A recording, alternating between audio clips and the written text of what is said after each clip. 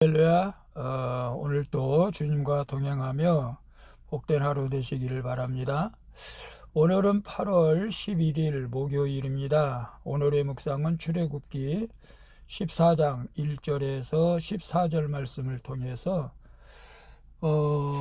너희는 가만히 있을지니라 라는 제목으로 함께 묵상해 보도록 하겠습니다. 먼저 본문을 함께 보도록 하겠습니다. 음성으로 듣기를 원하시는 분은 아래 주소를 클릭해 주시기를 바랍니다.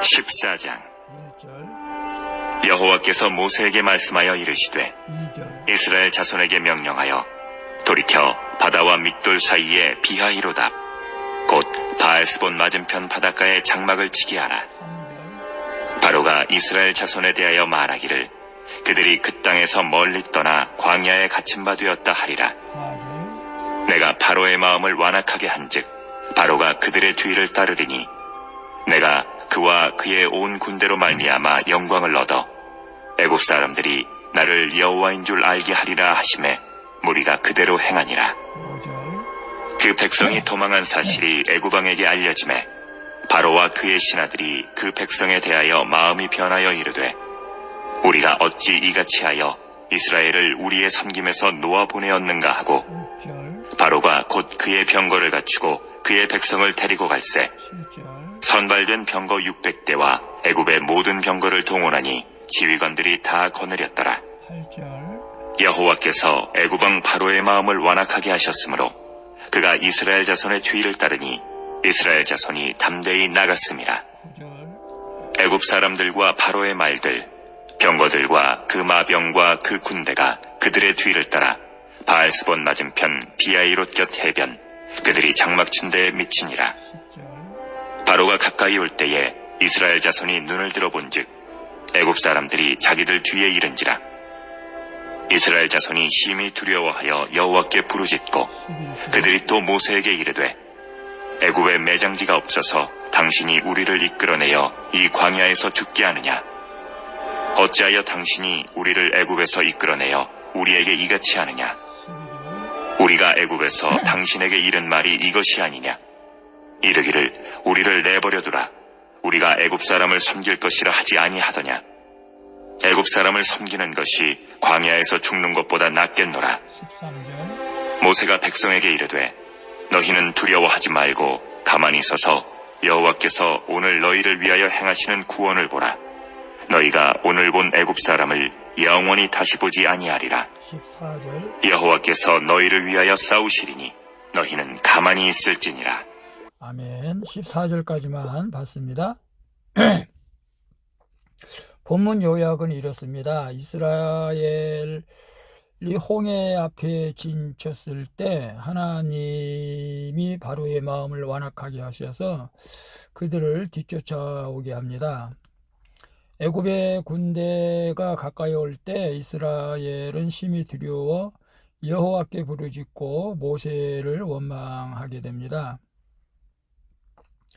모세는 그들에게 두려워하지 말고 가만히 있어 여호와께서 너희를 위하여 싸우실 것을 보라고 말씀하시는 내용입니다.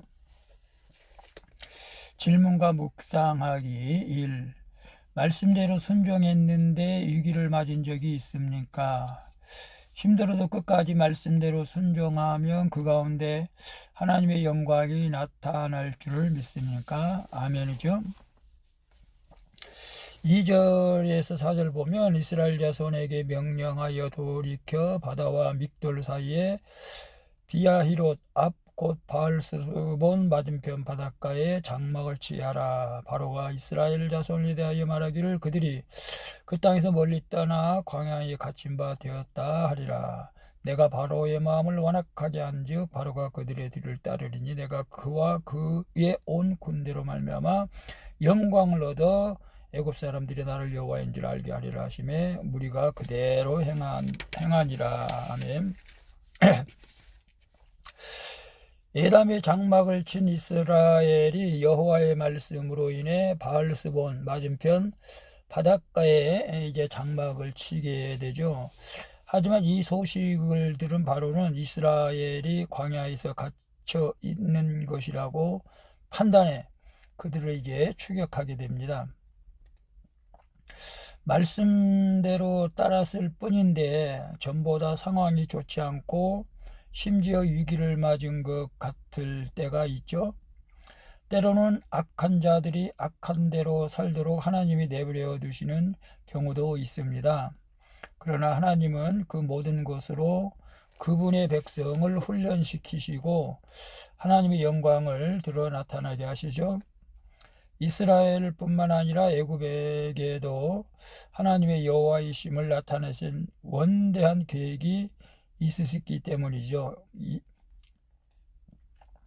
그래서 말씀대로 순종했는데 위기를 맞은 적이 있습니까? 힘들어도 끝까지 말씀대로 순종하면 그 가운데 하나님의 영광이 나타날 줄 믿습니까? 아멘이죠. 이스라엘 백성들이 말씀대로 순종했습니다. 그런데 결과는 바로의 군대가 뒤쫓아오는 그런 위급한 순간을 맞이했지만은 이제 그 위급한 상황 속에서 하나님이 일하시게 되는 것을 이스라엘 백성들은 보게 되겠죠. 그래서 하나님의 영광이 나타나게 되는 것이죠. 오늘 우리도 말씀대로 순종했는데 이 길을 맞은 적이 혹 있을는지 모르겠습니다. 저도 말씀대로 목회를 하고 있습니다만은 한때는 목회를 접을 뻔도 했었습니다.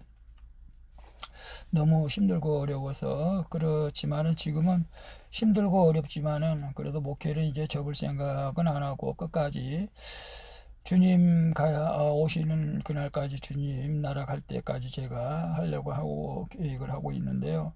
여러분, 우리가 집사님, 권사님, 장로님 말씀대로 순종했어도 사업이 안 되고 가정이 어렵고 병은 고쳐지지 않고 그런 경우도 있을 수도 있습니다. 그러나 끝까지 우리가 인내하고 순종할 때 하나님의 영광이 그 가운데서도 나타나게 될 줄로 믿습니다. 그래서 이스라엘 백성들을 보면서 여러분의 환경을 또 바라보면서 어려운 가운데 있다 할지라도 믿음을 놓지 마시고 믿음으로 승리할 수 있기를 축복합니다.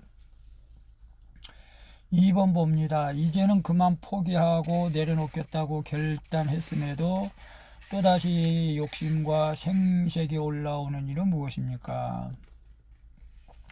5절에 보면 그 백성이 도망한 사실이 애굽 왕에게 알려짐에 바로가 그의 신하들이 그 백성에 대하여 마음이 변하여 이르되 우리가 어찌 이같이 하여 이스라엘을 우리를 섬김에서 놓아 보냈는가 하고, 하나님의 인도하심으로 이스라엘은 장막을 옮겼지만 바로와 신하들에게는 그들이 도망쳤다고 전해집니다. 똑같은 사실도 어떻게 전달되느냐에 따라 완전히 다른 결과가 나오게 되죠. 애굽의 큰 노동력이었던 이스라엘을 보내는 것이 아까웠던 바로는 곧 병거를 갖추고 모든 전력을 다해 그들을 추격하게 되죠. 이미 10가지 재앙으로 애굽이 초토화되고 이를 통해 하나님이 이스라엘과 함께 하신다는 사실을 몸서리치게 경험은 했지만 욕심과 생색 앞에서는 아무 소용이 없었던 것 같습니다. 바로에게는 지금 당장 취소할 수 있는 이익과 자존심이 우선이기 때문에 그렇죠. 취할 수 있는 이익과 자존심. 이제는 그만 포기하고 내려놓겠다고 결단했음에도 또다시 욕심과 생색이 올려오는 것은 무엇일까요? 바로는 이스라엘 백성들이 이제 포기해야 했죠. 이제 내려놔야 됐는데 내려놓겠다고 그렇게 약속을 했음에도 불구하고 다시 욕심에 이끌려서 이스라엘 백성들을 뒤쫓아가다가 전멸할 당하는 꼴을 당하게 됩니다. 오늘 우리는 그만 포기하고 내려놓겠다고 하는 결단을 했는데 또다시 욕심과 생색이 올라오는 것은 무엇이 있을까요? 글쎄요, 뭐 경마나 도박 하시는 분은 없겠죠. 혹시 도박 경마를 그만둬야 되는데 또다시 돈을 벌겠다고 욕심을 부린다면은 잘못된 거겠죠. 또 우리가 어떤 사업을 했는데 실패했는데, 물론 기도하고 다시 시작하는 것은 얼마든지 가능하겠지만은, 저 같은 경우는 또다시 내가 어떤 뭐 사업을 해서 돈을 벌겠다 그런 생각은 전혀 하질 않습니다만은, 오늘 우리가 하나님 앞에서 포기하고 내려놓고 결단을 한 것이 있다면 더 이상 미련을 갖지 마시고 그냥 포기할 수 있기를 축복합니다. 3번 봅니다. 내 힘으로 무엇을 하려고 애쓰기보다 하나님의 때를 기다리며 가만히 있어야 할 때는 언제입니까? 13절에 보면 모세가 백성에게 이르되 너희는 두려워하지 말고 가만히 있어라. 가만히 있어서 여호와께서 오늘 너희를 위하여 행하시는 구원을 보라. 너희가 오늘 본 애굽 사람은 영원히 다시 보지 아니하리라. 14절까지 보면 여호와께서 너희를 위하여 싸우시리니 너희는 가만히 있을지니라. 이스라엘은 하나님이 명하시는 곳에 장막을 쳤지만 당황스럽게도 바로의 군대가 눈앞에까지 추격해 옵니다. 이에 그들은 심히 두려워하며 하나님께 부르짖고 지도자인 모세에게 격렬히 항의를 하죠. 원망도 하죠. 불평도 하죠. 모세는 하나님의 말씀대로 전했을 뿐인데 그에게 돌아온 것은 백성들의 원망과 불평이었죠. 하지만 말씀으로 충만한 모세는 흔들리지 않고 백성에게 두려워하지 말고 가만히 있어서 하나님이 너희를 위하여 행하시는 구원을 보라고 선포하시죠. 내가 아무것도 할 수 없는 듯한 사건이 오면 요동하지 말고 나를 구원하실 하나님의 때를 잠잠히 기다리라는 우리에게 오늘 주신 말씀인 줄로 믿습니다. 그래서 내 힘으로 무엇을 하려고 애쓰기보다 하나님의 때를 기다리며 가만히 있어야 할 때는 언제입니까? 하나님의 때를 기다리며 가만히 있어야 할 때는 기도할 때인 줄로 믿습니다.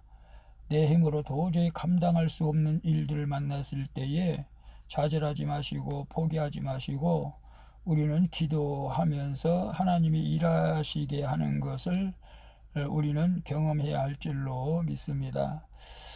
저도 목회는 참 내 맘대로 안 되죠. 어떻게 하면 하나님의 뜻을 이루며 목회를 할까 참 고민 중에 있습니다만은, 어쨌거나 목회는 성공이라는 것은 없죠.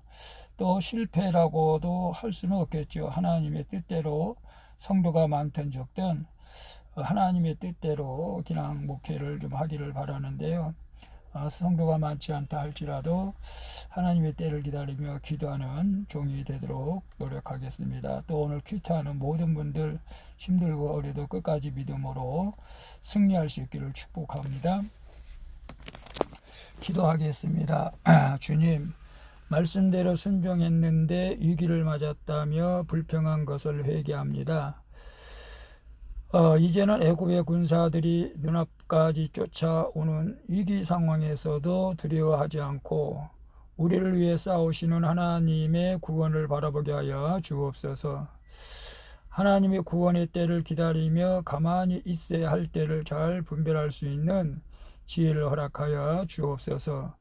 우리를 위해 싸우시는 예수 그리스도의 이름으로 기도합니다. 아멘. 우리 찬송가 350장 우리들이 싸울 것은 함께 찬양 부르고 마치도록 하겠습니다. 오늘도 수고하셨습니다. 즐거운 하루 되시고 비 피해가 없기를 바랍니다. 샬롬.